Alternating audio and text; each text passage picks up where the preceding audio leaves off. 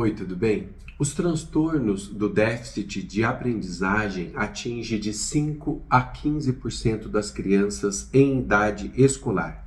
Esses números são de uma pesquisa global, mas eles podem ser aplicados também no Brasil.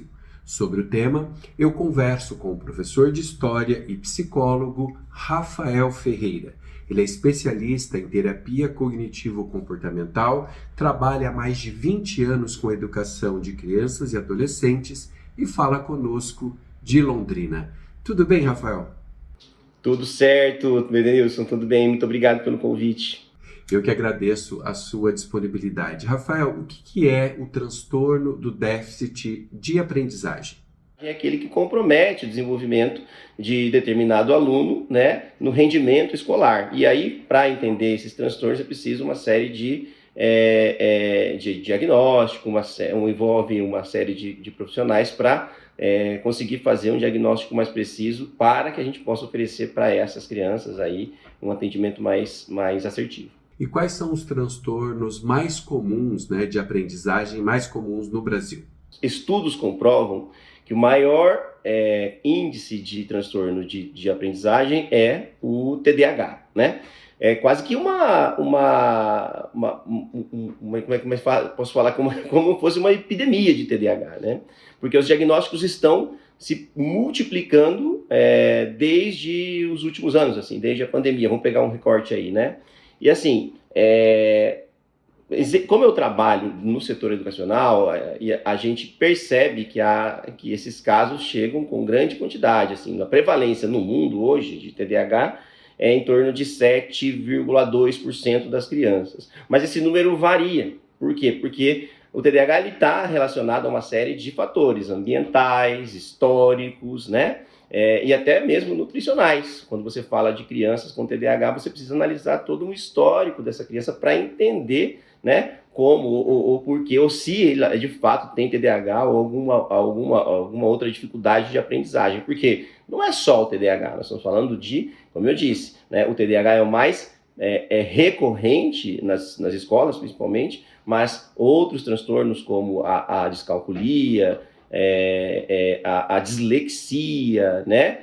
E que também podem comprometer a aprendizagem das crianças. O que seria a dislexia? A dificuldade que a criança tem, por exemplo, com escrita, né? Com a dificuldade com que ela tem, por exemplo, no entendimento de uma palavra, na compreensão de uma palavra e na reprodução dessa palavra numa prova, por exemplo, ou num texto, num pequeno texto, a dificuldade que ele tem de expor em palavras aquilo que ele ouve, por exemplo, né? É basicamente essa dificuldade que ele tem de compreender e processar aquilo que ele ouve, né? E a descalculia? É como se fosse o equivalente a isso na matemática, a dificuldade que ele tem de fazer cálculos, né, de processos simples matemáticos que ele não consegue, de repente, desempenhar na escola. Qual que é a prevalência entre meninos e meninas aqui no Brasil e também pela sua observação aí de 20 anos atuando, né, com crianças e adolescentes? Se você pegar a quantidade de laudos, por exemplo, nas escolas, você percebe que o número de laudos para meninos é bem maior, tá? Então, a prevalência no mundo é de 7,2% das crianças, e nesses 7,2% de crianças, os meninos são aqueles que são mais diagnosticados, né? Um número maior de diagnósticos entre eles. Como que os pais e professores podem perceber que existe algo de errado, né, com o aluno ou com o filho ali nas tarefas cotidianas da escola? Esse é um problema muito sério, tá? Eu costumo dizer para os pais, né, que cuidar de uma criança hoje exige um gasto de energia muito grande, porque existe hoje um ponto cego, que eu costumo dizer, né, dos nossos filhos, tá? Que é o mundo virtual. A gente não sabe muito bem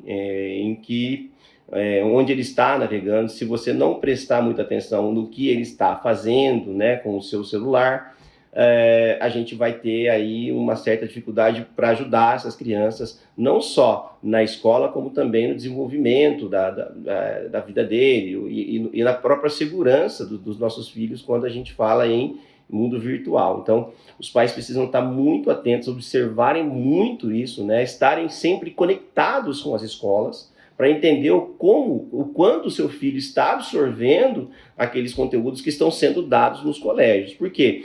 Essa aproximação entre a escola e as famílias, hoje, ela é muito necessária porque como as informações, como essa molecada está processando muita informação, para você ter uma ideia, uma criança hoje, Edenilson, ela aos 15 anos de idade, ela já recebeu uma quantidade de informações no seu cérebro que lá no século XX um homem de 90 anos não teria recebido, entende? Então, assim, é uma enxurrada de informações, e isso vai de redes sociais, escola e o mundo delas, né? O mundo ali, o ambiente em que eles vivem, né?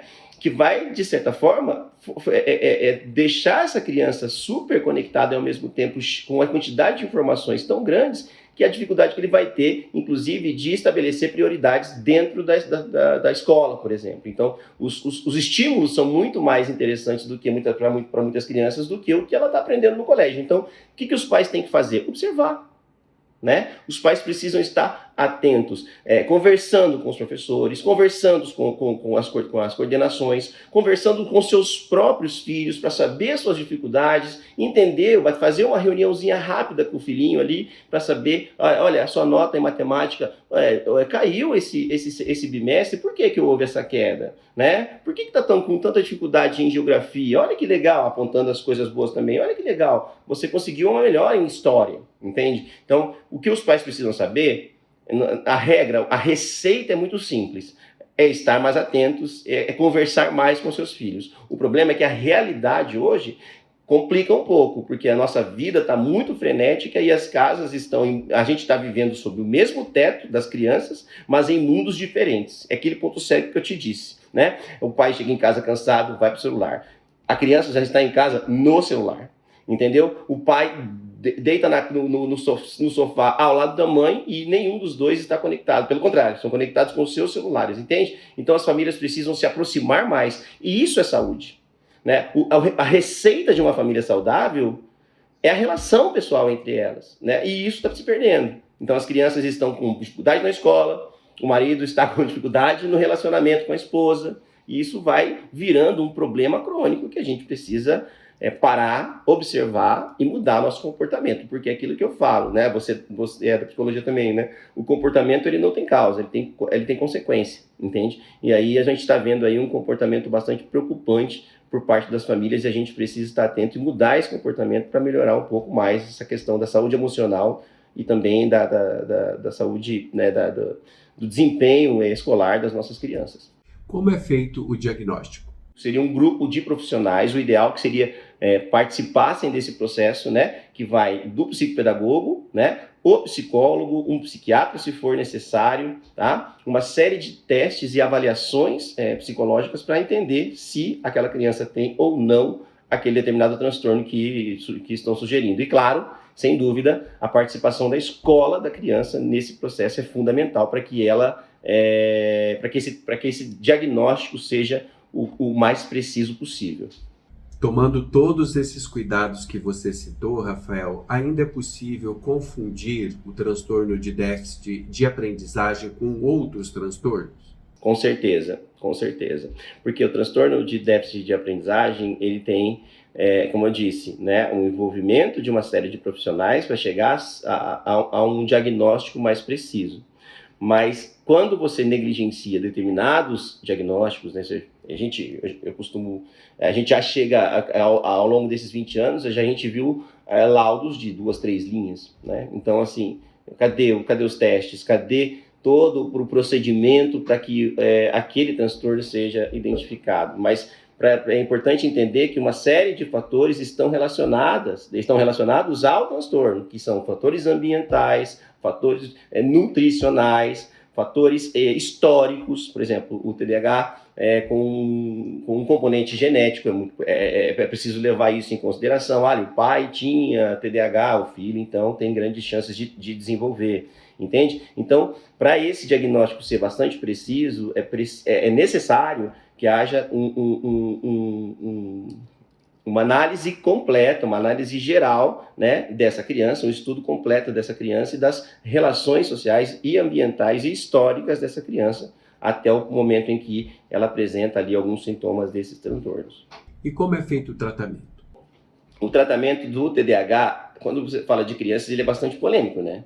Por quê? Porque você prescrever medicamento para uma criança, porque biologicamente a criança, o cérebro de uma criança está em formação, né? Estou falando aí de uma parte do cérebro que a gente chama, que fica aqui atrás da testa, que é o córtex pré-frontal. Essa parte do cérebro não está pronta ainda. E muitos medicamentos, eles atuam justamente nessa parte do cérebro. Então, neurocientificamente e biologicamente, é um risco administrar esse problema, desse transtorno dessa criança com medicamento. Então, o primeiro caminho é identificar, né, primeiro com um laudo, com uma avaliação psicológica de qualidade, e depois estabelecer rotinas, né, que vão fazer com que essa criança enxergue que os pequenos resultados mais positivos, resultados para que ela fique motivada a continuar fazendo ou estabelecendo ali uma rotina de estudo organizada, com tempo de tela, com tempo de estudo, com tempo de lazer, entendeu? Então, uma criança com TDAH, por exemplo, ela precisa ter uma rotina organizada. Por quê? Porque senão ela vai estar sempre se frustrando. E isso pode acabar gerando outros problemas emocionais, como a queda da autoestima, a frustração, uma possível depressão lá na frente. Então, o TDAH, quando ele não bem tratado ou mal diagnosticado, ele pode ter efeitos químicos numa criança e também pode ter efeitos emocionais nessa criança naquele momento e depois também na fase adulta, porque o TDAH ele pode ser visto como burro, o TDAH pode ser taxado como o desatento da turma, as notas vão cair e isso acaba gerando uma perda uma queda na sua autoestima, que isso pode comprometer, inclusive, aspectos da sua vida adulta lá na frente. Rafael, você atua com educação há mais de 20 anos, e né, sem querer ser saudosista, né, mas hoje, como as crianças têm respostas muito rápidas e prontas de tudo no celular ou num tablet, foi se perdendo também um pouco dessa questão do raciocínio lógico, do entendimento de como as coisas se compõem para facilitar o aprendizado, coisas que a gente tinha que fazer todo um caminho teórico, entre aspas, né, às vezes até manual, para entender uma determinada disciplina. Hoje você tem isso tudo muito fácil e rápido na internet. Sim, a gente percebeu com o tempo que as crianças elas estão tendo menos trabalho para conseguir respostas de temas mais complexos. Isso é muito preocupante, né? Você conseguir ali no ChatGPT uma resposta rápida, em frações de segundos, que uma geração anterior teria que ralar muito para saber. Tá? Ao mesmo tempo, você pega lá, né? Uma criança eu sempre costumo falar da procrastinação, né? Que também é um sintoma do TDAH, né? Deixar para fazer depois, né? Sempre protelar determinadas funções, né? Você tem ali uma atividade mais complexa, uma tarefa de matemática que o professor lançou um desafio, né? E vai valer ponto, e se você conseguir fazer aquela tarefa, você ganha uns pontinhos, tá?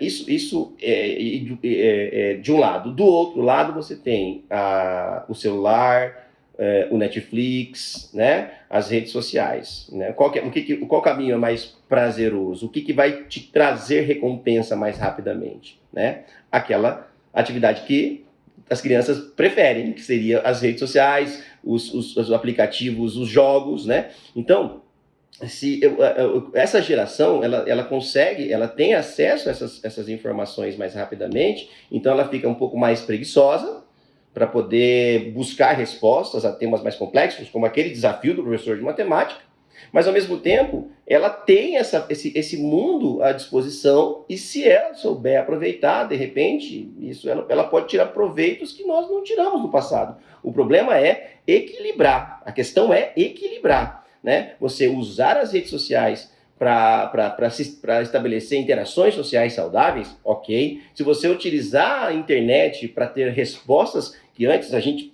penava para ter, mas com parcimônia, com equilíbrio, ok. O problema é destoar isso. O problema é deixar as atividades sérias de escola, por exemplo, e a própria relação com a família de lado para mergulhar nesse mundo e ficar por lá. Isso aí é um problema. Então o equilíbrio é importante. E quem vai fazer isso, quem vai estabelecer esse equilíbrio é a família em casa e a escola, que vai também, claro, estabelecer esse atendimento mais assertivo, mais atencioso para essa criança moderna, né? Essa iGen, né? Que é a Jan Tweng, né? Que é aquela que escreve aquele livro iGen, que mostra o quanto essa geração do iPhone mudou em relação à geração que antecede o iPhone, ali por volta de 2007 para frente, assim, né? Não sei se você percebe, mas a geração do smartphone, ela é muito diferente, né, da geração que antecedeu ela. Rafael, vou te fazer uma pergunta de muitos bilhões de dólares, né? O celular está proibido nas escolas. Como que os pais vão conseguir convencer os filhos a ficar menos tempo no celular, se eles mesmos, né, como você citou, e eu também presencio isso na minha família, nos amigos, né? Os pais ficam no celular, mas não querem que os filhos fiquem no celular. E também fazendo já uma ressalva de que ser pai e mãe dá trabalho, né? Muito, muito. Dá muito trabalho. Mas eu particularmente gosto desse trabalho, porque eu tenho 3, né? Mas o que a gente pode fazer, né? É mostrar aquilo que é correto, como a gente aprendeu com os nossos pais o que é correto, o que é certo, o que é saudável. Não dá para você dar o exemplo negativo e cobrar do seu filho uma postura saudável. Não adianta. Não adianta você chegar em casa, sentar no sofá e mergulhar no celular e chegar para tua filha no final do bimestre reclamar dela, falo filho porque só tem menina, tá? Chegar no final do bimestre, reclamar das notas dela e atribuir ao celular o uso excessivo do celular, a culpa pelo seu desempenho. Não adianta. Então você tem que mostrar para o seu filho o quanto é importante que você utilize essas ferramentas de maneira saudável, equilibrada, né, para que você consiga ter bons resultados lá na frente. Essa pergunta de bilhões que você disse, o que a gente pode fazer, eu costumo dizer o seguinte, por exemplo, pequenas coisas, Denilson, pequenas, mínimas coisas podem ser feitas. Por exemplo, por que ao invés de pedir uma pizza pelo iFood, você não convida teu filho para ir buscar, sem celular, entendeu? Vai conversando com ele no carro, vai batendo um papo com ele no carro, vai perguntando como estão as coisas, vai investigando esse moleque, vai investigando essa menina. No balcão da pizzaria, você espera essa pizza chegar e conversando com ele, você tem ali... eu posso dizer para você que se você fizer essa experiência, você vai quadruplicar o tempo de conversa com o teu filho da semana. Quadruplica, entendeu? Porque hoje a gente vê famílias chamando as crianças para o jantar pelo WhatsApp, tá? E isso é preocupante, isso é assustador, entendeu? Eu não estou dizendo que a minha família é perfeita, não. Eu estou falando porque eu não só como profissional da educação, né, e psicólogo, mas como pai, tá? Eu estou dizendo para você que esse é um problema que a gente precisa resolver. Essas crianças precisam estar mais próximas da gente fisicamente, porque e emocionalmente, porque a gente está se isolando e deixando elas isoladas. Isso é muito preocupante. Alguns países da Europa, principalmente, têm retomado atividades lúdicas, né, como massinhas de modelar, de pintura. Como que essas iniciativas colaboram para o processo de aprendizagem? Olha, ele vai fortalecer a capacidade de concentração, de atenção, né? Logo na infância, essas brincadeiras que, se você não mostrar para uma criança pequena, né? Que existe aquele mundo viciante das redes sociais, ou do celular, ou dos joguinhos. Criança é criança, ela vai pegar aquela massinha e para ela aquilo é o melhor dos mundos. Então o manuseio, a brincadeira com pecinhas, de montar, essas coisas, elas vão ajudar essa criança não só a ter uma capacidade maior de concentração, como nós vamos distanciar essa criança daqueles estímulos digitais que comprometem muito a atenção deles, principalmente quando o seu cérebro está no começo da sua formação. Então, é o melhor caminho. É recuar, né, na verdade, né? O melhor caminho é voltar para o tempo em que não havia celular, quando você está falando de criança pequenininha mesmo, né, de bebezinho até os 6, 7 anos de idade. Tem criança hoje que tem celular com 7 anos de idade. Então, se você transformar a vida dessa criança numa vida como ela era no passado, é evidente que ela vai ter muito mais estímulos e muito mais capacidade de concentração. Porque se você pegar aquela dopamina barata, né? Dopamina é um neurotransmissor da expectativa de recompensa. Você pegar lá uma criança com o YouTube, o short de YouTube ou o TikTok, preste atenção, Edenilson, ela não vê nem um vídeo até o fim. E os vídeos não são longos, né? Sim. Não estou falando de um filme, da lista de Schindler, que nós assistíamos lembra que tinha 2 fitas inteiras, né? Não, eu estou falando... eu estou falando de vídeos de 1 minuto. De 30 segundos eles não estão conseguindo. Porque aquela dopamina que é eu quero mais, eu quero mais, eu quero mais, eu quero mais, né? Aquilo passa a ser uma dopamina barata. E aí, quando você fala pro teu filho, papai nós acabamos de comprar uma passagem para praia. Lembra quando que deveria ser, né, um estímulo e uma grande sensação de recompensa, aquilo vira o quê? Ele fala, tá bom, pai, volta pro celular, né, entendeu? Filho, vamos pedir uma pizza, né? Aí, tá bom, pai, pede pelo iFood. Aí, não, gente, não, nós temos que voltar, resetar isso aí. Entendeu? Não, filho, vamos buscar a pizza com o pai. Filho, segura um pouco esse celular aí, vem aqui, vamos assistir um filme, né? Vai ser chato no começo, mas tudo é treinamento, tá? Tudo é uma questão de mudança de postura, gasto de energia e expectativa de recompensa, né? Eu particularmente acho que essas crianças só vão mudar quando nós pais, todos os pais, ficarmos, ou pode até ser um pouco polêmico aqui, menos preguiçosos, tá? E não tem jeito, né, Rafael? A gente precisa entender que as crianças acabam sendo um espelho daquilo que a gente faz e, como você falou, é preciso ter paciência e não desistir, paciência e persistência para mudar esse hábito, né, que foi muito potencializado com a pandemia da Covid-19, mas talvez agora a gente esteja realmente precisando falar e se reconectar com as crianças e com as pessoas da vida real, né?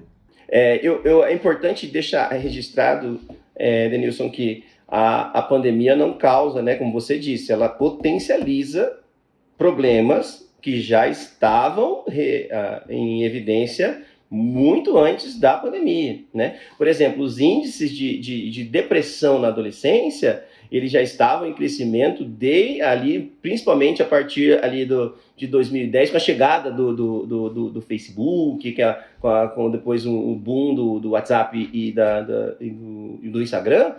Os índices de depressão, de isolamento, né, de reclusão das crianças já estavam em números alarmantes. Com a chegada da pandemia, né, e o lockdown e o nosso distanciamento social, isso só se agravou. Então, por isso que se você pegar o número de laudos dentro das escolas de autismo, de TDAH, de dislexia, descalculia, é claro que esses números aumentaram absurdamente depois da pandemia, mas não dá para atribuir à pandemia responsabilidade desses índices serem tão altos. Isso vem muito antes da pandemia.